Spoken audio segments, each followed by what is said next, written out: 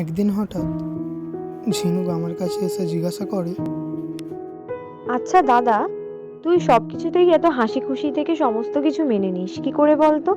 তোর কি দুঃখ কষ্ট হয় না একটু? আমি মুচকি একটু হেসে বলি, না রে বোন, আমার হয় না।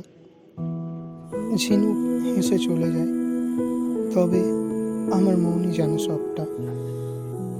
যেমন কিছু চোখের জল খুব বেশি হাসলে বেরিয়ে আসে, তেমনই কিছু হাসি বুকের ভেতর কষ্টের পাহাড় জমলেও বেরিয়ে আসে।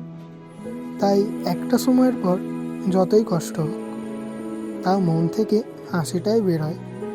আসলে তখন আমরা কষ্টের পাহাড়ে দাঁড়িয়ে হাসতে শিখে যাই, আর তখন সেটা আমাদের অভ্যাসে পরিণত হয়।